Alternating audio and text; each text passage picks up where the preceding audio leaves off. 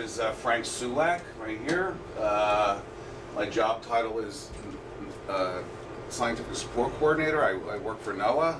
NOAA is National Ocean Service, Office of Response and Restoration, and in their Emergency Response Division. So get that out of the way. NOAA's Office of Response and Restoration is comprised of about 170 individuals. There's 4 major programs that are within OR&R. The Emergency Response Division, ERD, that's our known as our hazmat group. That's where I'm at. Okay, we have an Assessment Restoration Division. Some of you may be familiar with natural resource damage assessments. That's the office that the NRDA is based out of.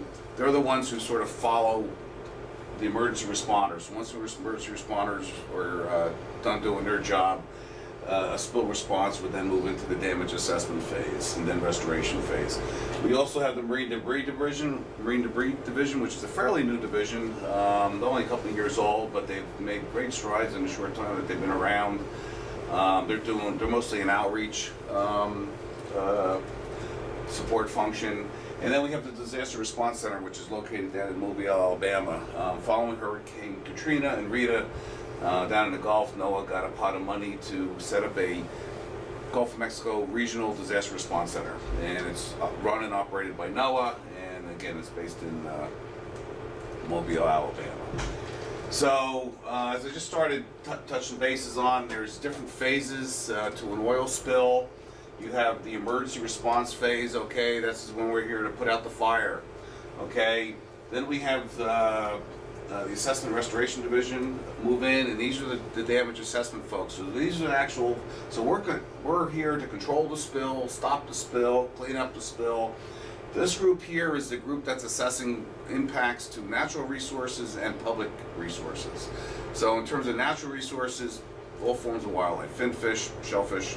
Okay, NOAA obviously is a trust resource for marine resources, but this is usually a cooperative process, so we're a Fish and Wildlife Service, states are also participating. So we're hitting all resources, shellfish, finfish, birds, vegetation, insects, reptiles, what have you, plus public services such as recreational boating, recreational fishing. Okay, your ability to go out on that beach out here and sunbathe. This does not address third-party claims. So if you are a restaurant owner or a hotel owner, or you rented cars, or you rented surfboards or whatever, and your business was impacted by a spill, you need to deal directly with the responsible party. That's called a third-party claim. Okay. If there is no RP, in some cases, we're dealing with mystery spills, or there's the responsible party reaches or their limit of liability. Then, as Dave mentioned earlier, the Coast Guard has what they call the National Pollution Fund Center, the Oil Spill Liability Trust Act, and we can access that pot of money to clean up the spill. We can also access that pot of money to assess the impacts of that spill. And then the third phase is restoration. So these guys here, again, we're controlling the spill, stopping the spill, cleaning it up. These guys are assessing what the both short-term and long-term natural impacts are and economic impacts. And then this group over here is the restoration. So out of this group, there's a claim. These guys are going to submit a claim to the responsible party for, depending on what was injured, we got $18 billion from the Deepwater spill, but that's sort of an outlier. But depending on, every bird has a price, every finfish has a price associated with it. So what this group does here is they design restoration plans. Okay, what's going to bring back that oyster population? What's going to bring that bird population? What's going to compensate the recreational fishermen? And the cost of those projects are paid for, generally speaking, are paid for by the responsible party, and then we have another group over there that implements those projects. The responsible party will have the opportunity to implement those projects themselves, and personally I prefer what they do it because they can do it less expensive, they can do it quicker, and more efficient than the government. So, Emergency Response Division, response activities, modeling, shoreline assessment, resource assessment, weather coordination, overflights, information and data management. This is all pretty much, going on during a spill. Preparedness. In between spills, we're training, we're doing outreach, we're doing exercises, as Dave mentioned. We're developing response guidelines, ESIs. These are environmental sensitivity indexes. These are atlases that NOAA produces. And I have another slide on that later. Training and outreach. We have an R&D section that's constantly working on tools, improving tools, coming up with trajectory models, dispersion models, and coordination. I do a lot of coordination with federal agencies like Fish and Wildlife Service, Coast Guard, EPA, state agencies, academia, and also in the general public, including elected officials. So we're known as HAZMAT. We've been around for 40 years or so. We respond to about 200 spills per year, and that could either be a combination of on-scene or working remotely. And we have a wide range of expertise, which I'll get into in a minute. This is our website, so basically everything that I'm saying, you can get additional information or more detailed information at this website here. So where did we all begin? Well, 1976 off of Massachusetts, that was our first really, really big spill in this country. Coast Guard responded, they did their things that, what they were supposed to do. And even the Coast Guard didn't have a lot of responsibility, a lot of experience back then. So Coast Guard was sort of overwhelmed with this response. They then reached out to NOAA. NOAA put together a team of people which responded to that spill, and that's how the NOAA oil spill program came about. The NOAA SSC, that's me, and I'll identify the others shortly. We act as the go-to person. So if we have a spill and we need weather, they go to me, and I reach out to the Weather Service. If we have questions regarding endangered species, I'm the one that reaches out to the protected species folks. If we have issues regarding seafood tainting, I'm reaching out to the folks within NOAA that deal with that. If we need vessel support or satellite support or aviation support, the NOAA SSC is the person that the Coast Guard goes to get all this support. So my primary job is to support the Federal On-Scene Coordinator during incidents, as Dave just talked about the FOSCs. In between spills, I'm an active member of the RRT. I'm heavily involved in 2 different regional response teams, Region 2 and Region 3. So Delaware's in Region 3, New York, New Jersey would be in Region 2, Virginia, Delaware, Maryland, Virginia, Maryland, and North Carolina would be in Region 3. But North Carolina is also in Region 4. So I do a lot of coordination with the NRDA folks, Endangered Species. This is the National Historic Preservation Act.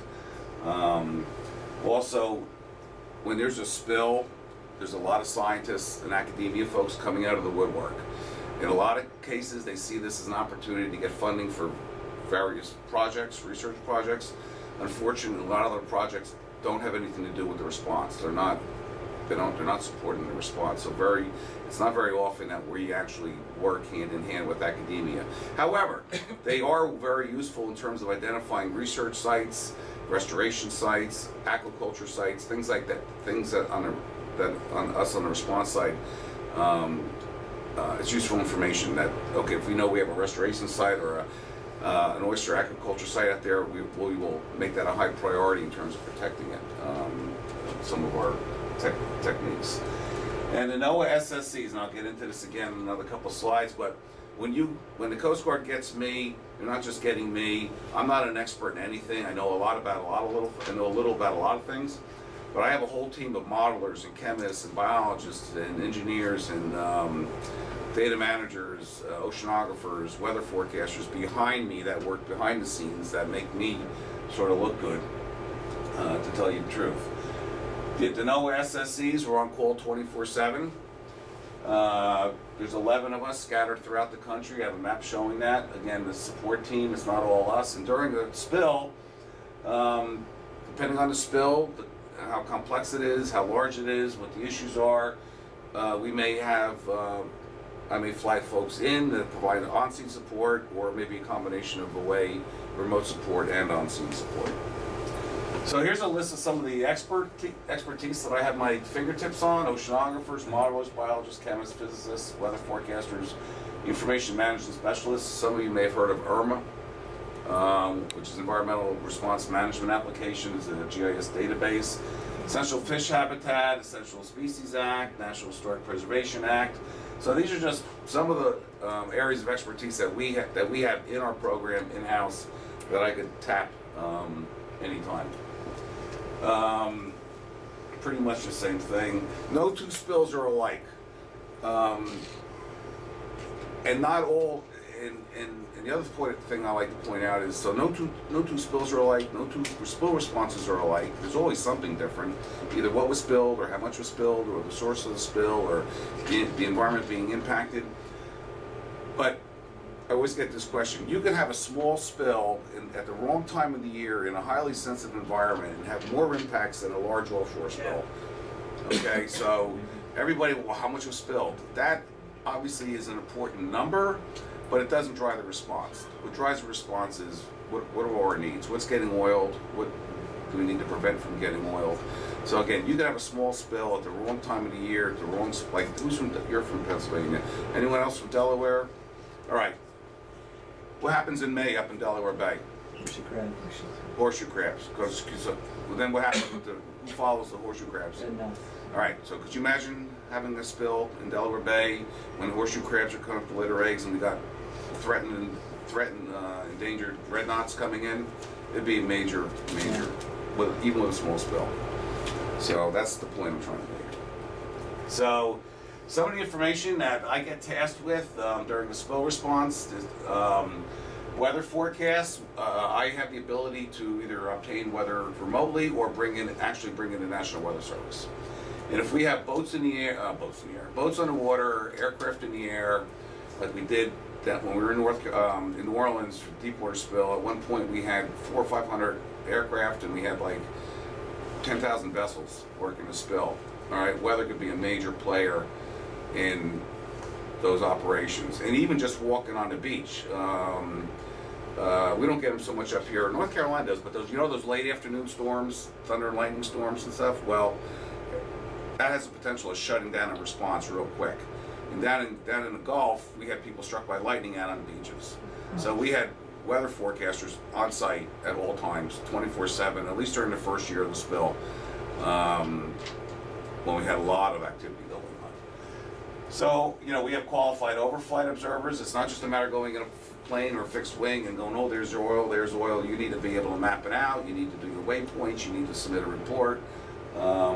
Modeling trajectory, where's it going to go, what's it going to hit, chemistry, fate and effect, resources at risk, information management, becoming more and more important. When I started out 30 years ago in the oil spills, you had a notebook, all right, you had a pen and a paper. Now, with the amount of data that's being generated, with the amount of paperwork that's being generated, managing all of that information and being able to retrieve that information later on is really, really important. So we have our own GIS database, SCAT, Shoreline Cleanup Assessment Technique. I'll oversee that, environmental issues and trade-offs. Again, for every decision you make, there's a trade-off. Something's going to win, something's going to lose. Okay, fish may win, birds may lose. A tourist beach may win, but a natural beach may lose. You got to make decisions, and sometimes you don't have all the information that you need. You try to make the best decision as you can in the time that you have to make it. Cleanup recommendations. Are we going to use manual cleanup, mechanical cleanup? What's the cleanup endpoint going to be? No observed oil?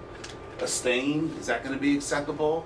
Tar balls, are they going to be acceptable? And then all the consultations, essential fish habitat, endangered species, and historic preservation. So, here we have a spill response, the SSC, that's me, I'm the center of the world, I'm the most important guy out there. Only kidding. But I will be coordinating with National Marine Fisheries Service for, say, on endangered species for best management practices. I'll be coordinating with the National Ocean Service. I'll be coordinating with the NOAA Corps for vessels. I'll be coordinating with our aviation program to get overflights. I'll be coordinating with the Weather Service to get weather forecasts. And this is our satellite program. That's this. So I'll be, depending on the need and what, not every spill do we need satellites, or do we need the NOAA Navy out there. But there are occasions where we do. So I would be the point person to reach out and get those resources on scene. These are the five questions that we try to answer during the spill. You know, what happened? Where's the oil going to go? It's going to, some of it's going to evaporate, some of it's going to go down the water column, some of it's going to stay at the surface. So, okay, what's it going to hit in terms of what landfall and also resources? So is it going to hit a waterfowl area, a turtle nesting area, public, you know, tourist beaches? How's it going to hurt in terms of toxicity, for example? And then so what? What does all this mean? So again, here's the 5 questions. Okay, over here is a list of things that I could provide or my program can provide. Again, it's a balance. You're trying to balance the oil with the biota, with the environment. There's trade-offs and risks with every decision that gets made during the cleanup response. Okay, are we going to be more worried about shoreline oiling than offshore oiling? Or are any of these biota going to take priority? Okay, you know, like the horseshoe crabs and red knots, that would be a major priority in May, but in Delaware Bay. But in November it's not a priority. You're going to have another priority. So it's a balance. What goes into building a team? This isn't just a NOAA team, this is the entire team. The size and complexity of the spill. The responsible party, are they being cooperative or not? Do they have the funding available or not? Okay, the FOSC is basically the man in charge, Federal On-Scene Coordinator. What are their needs? They're dealing with everything. They're dealing with the politics, they're dealing with the public, they're dealing with Coast Guard headquarters, they're dealing with you know, the staff like myself and Dave that are working for them. Products and skills, okay?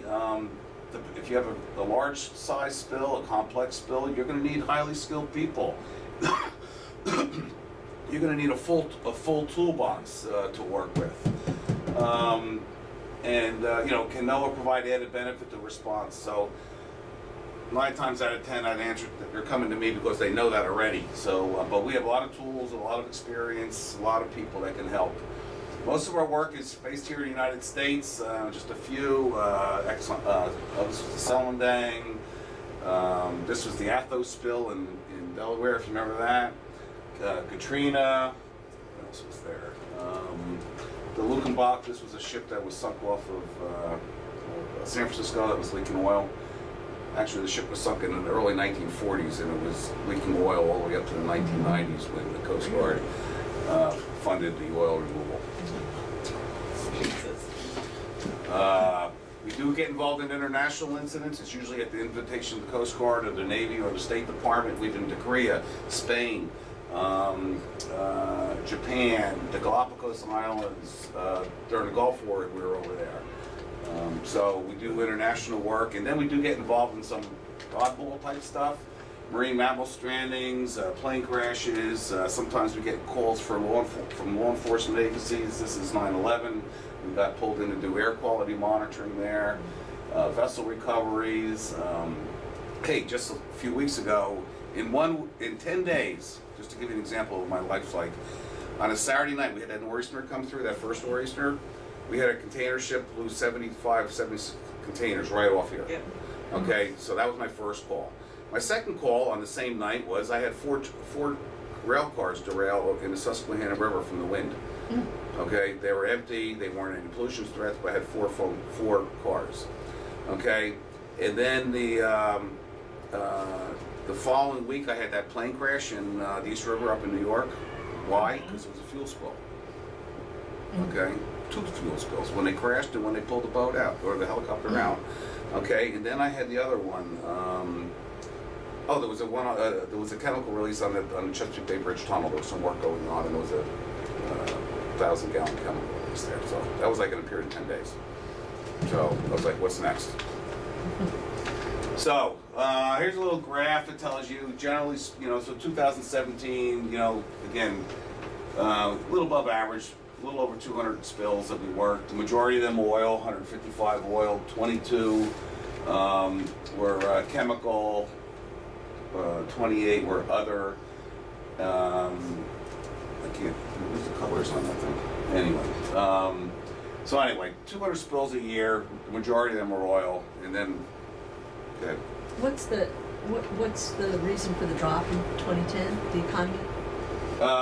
You know what happened in 2010? In 2010, it was, I don't know. Deep water, BP oil spill. Oh, so everything shut down. A lot of things got shut down. Okay, so there wasn't as much oil moving around. There wasn't, and we were all down in Louisiana or the Gulf. So yeah, so that was what happened there. Good question.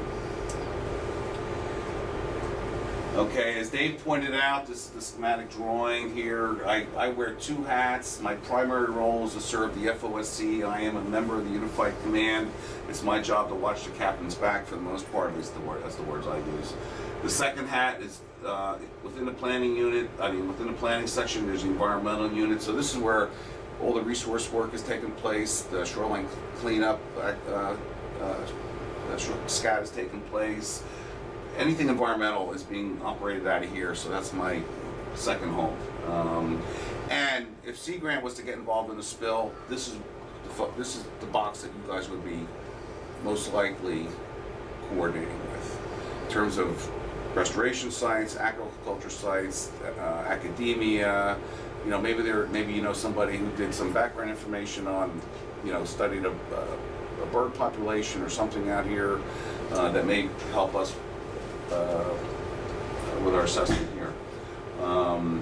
So this is where, in my opinion, if Sea Grant was to get involved in the response, this is the box that you guys would be supporting. Would you agree with that? I agree. So here's how we're broken down. So let's start with the best one, me. I'm over here. I cover 5 different Coast Guard sectors: Sector New York, Sector Del Bay, Sector Maryland, Sector Hampton Roads, and Sector North Carolina.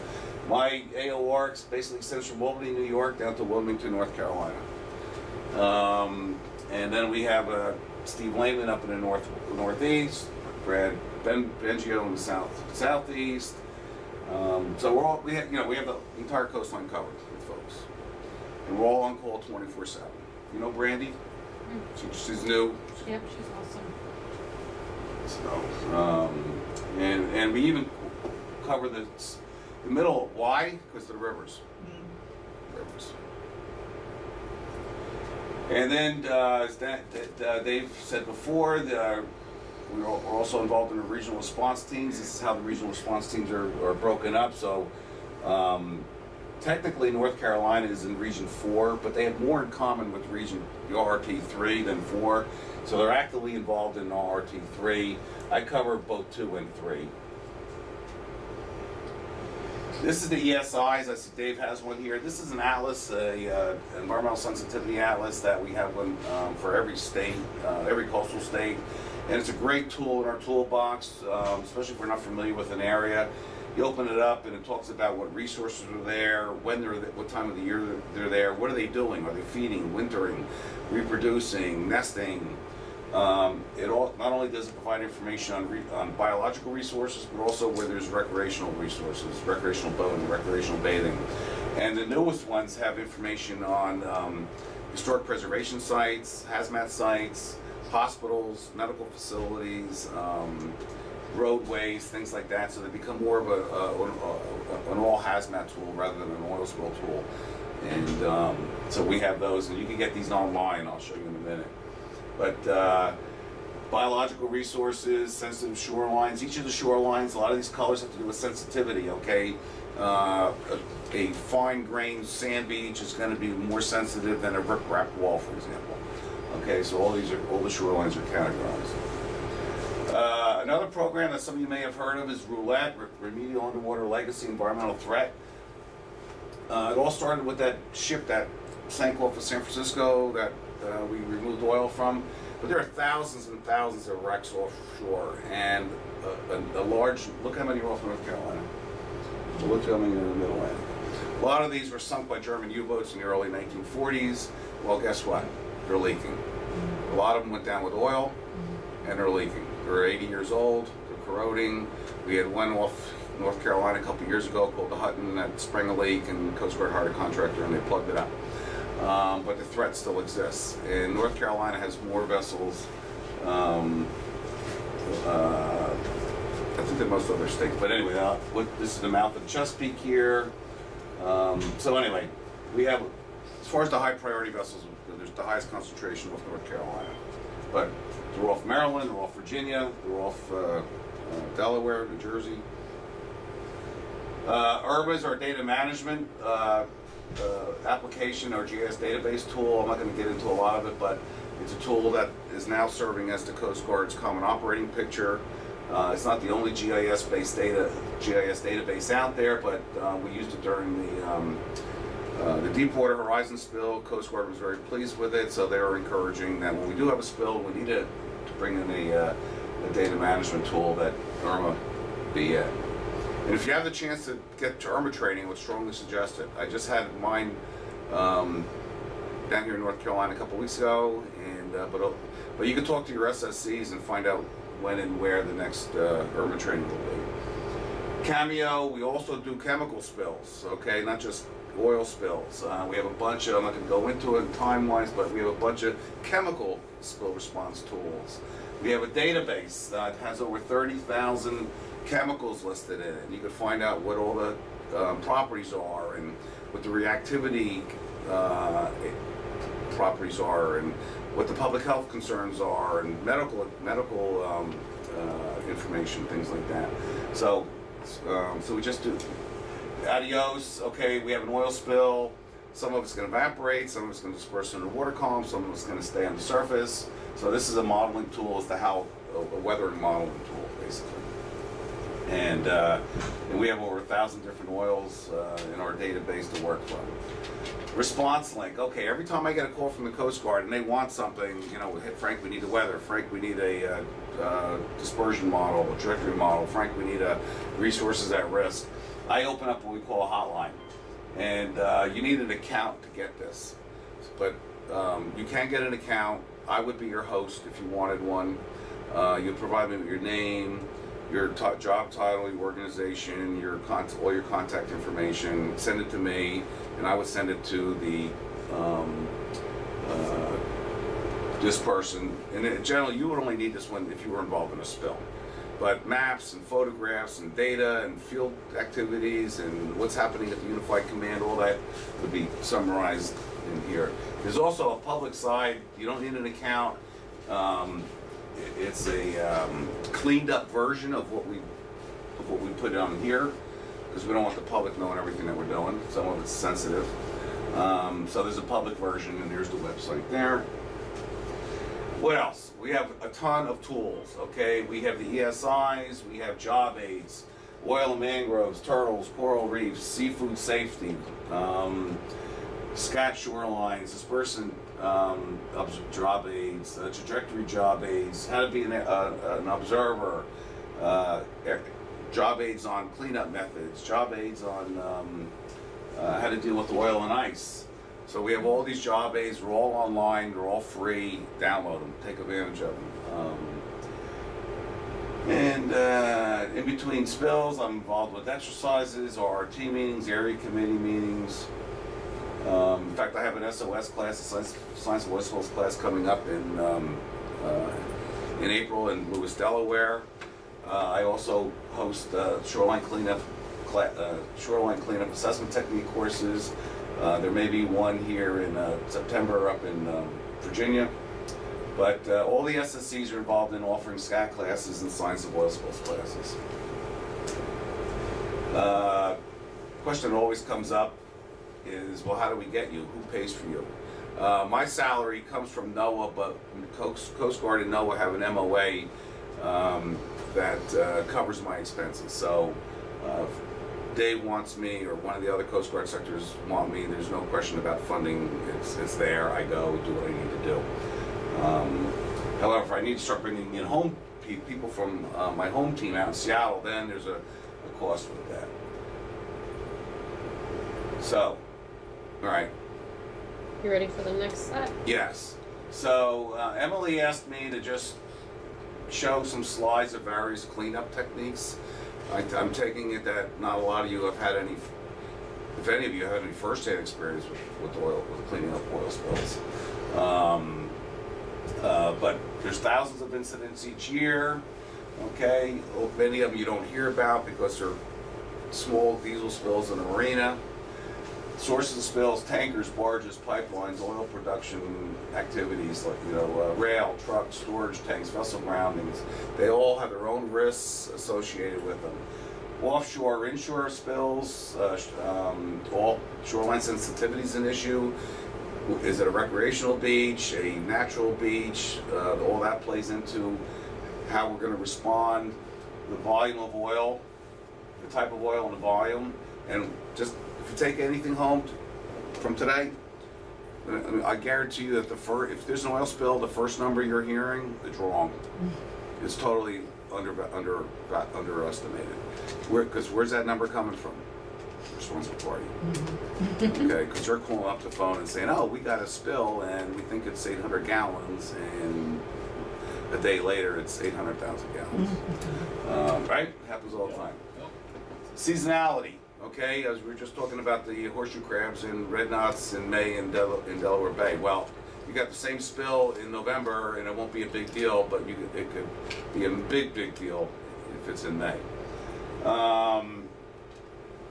Let's see what else. Weather could be a big issue, okay, in terms of getting on scene, getting equipment on scene, how the oil's going to behave. Big factor. I talked about funding, experience. Okay, obviously we want to get the people that are best trained, have the most experience out there.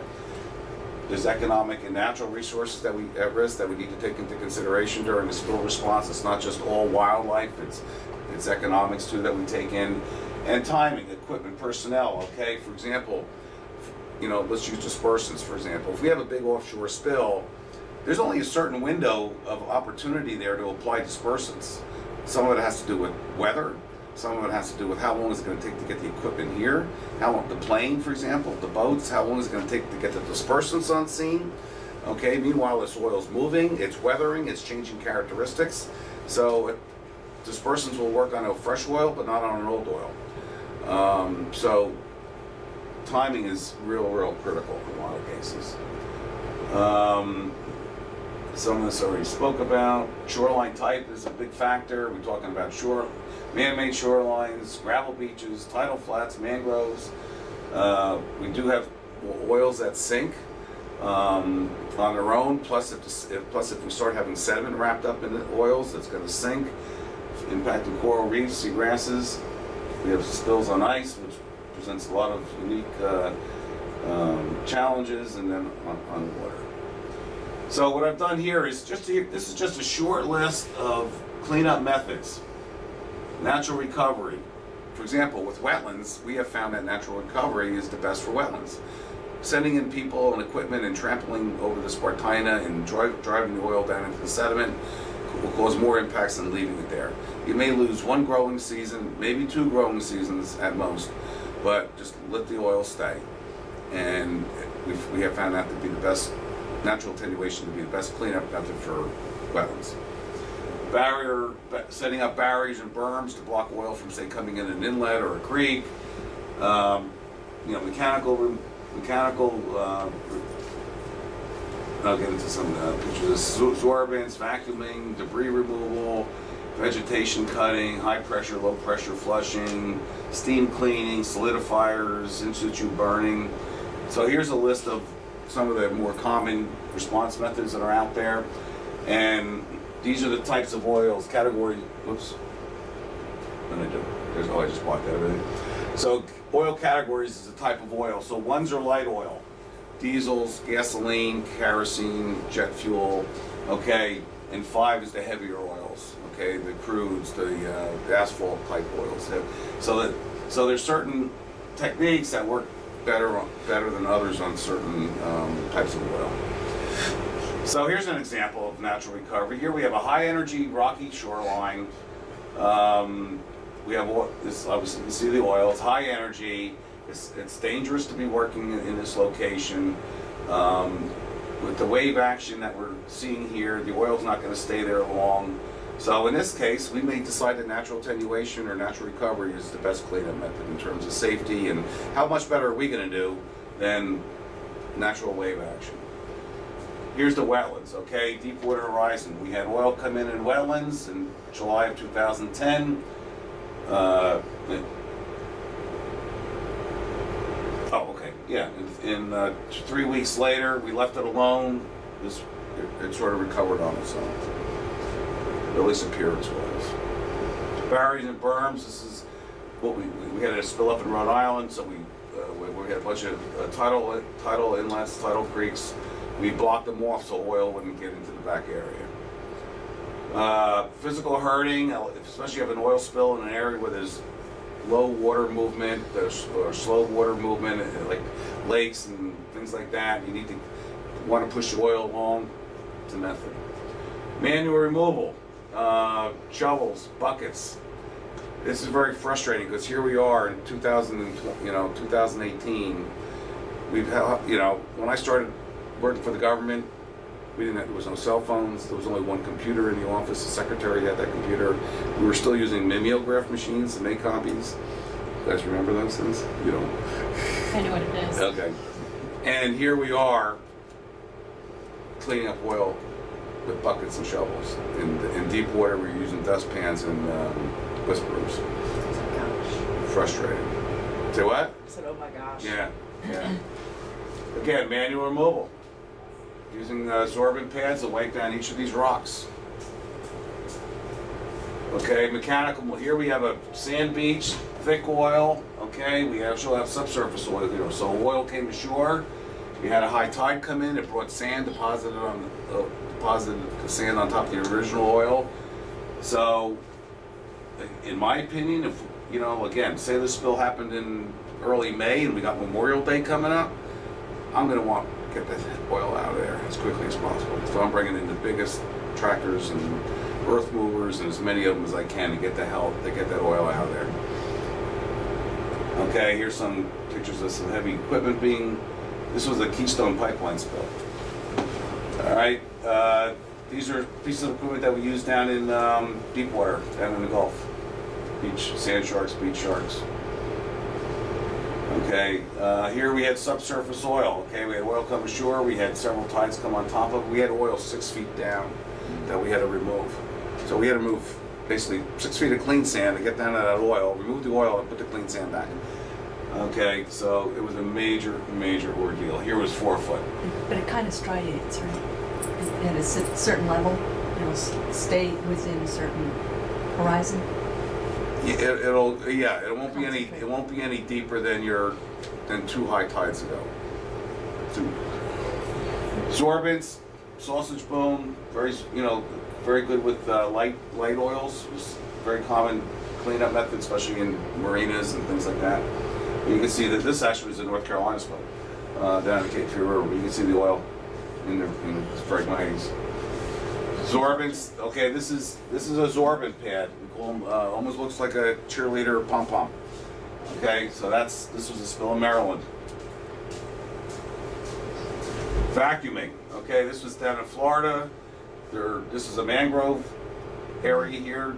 It's very hard packed sand. The oil was sitting on top of the sand, and as the tide went out, the tide brought the oil out with it. So they're vacuuming it up. And at the other end of this hose, I don't know if I have a picture of it or not now, but there's a vacuum truck on a barge where the oil's going.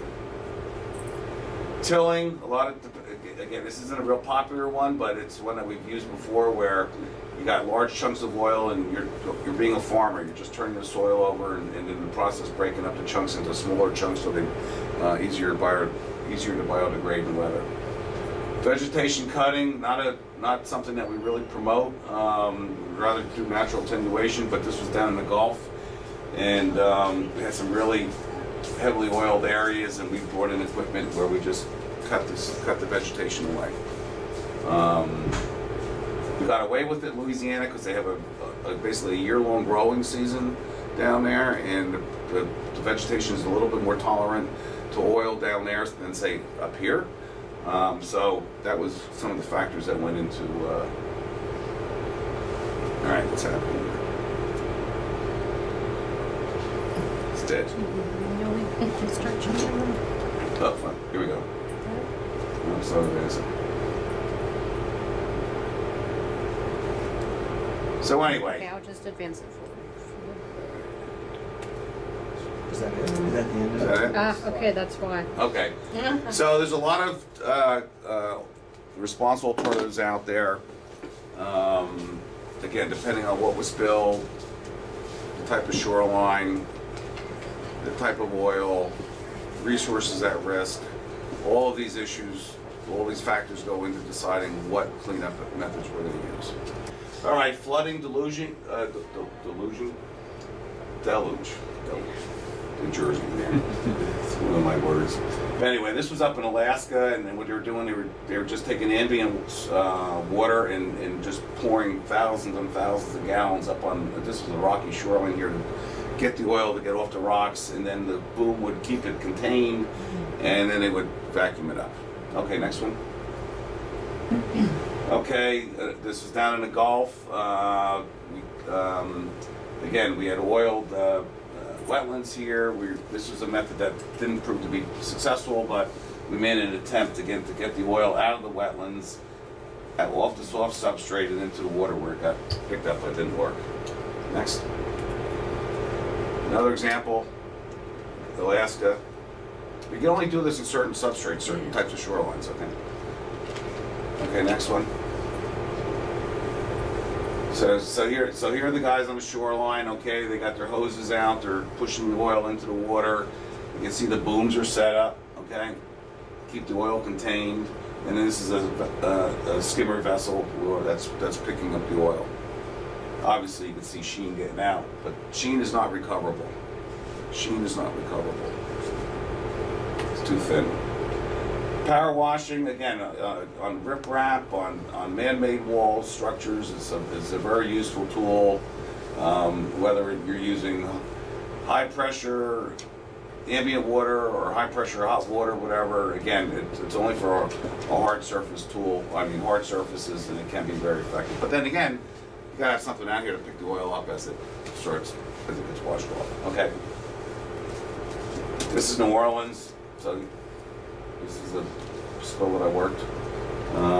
Again, the riprap got oil. They're pushing the oil down. Boom is collecting it. These guys are vacuuming it up. Okay. Another example. Okay. A new method is to use dry ice. This was used in California, the Refugio spill. For only a couple-year-old spill, right?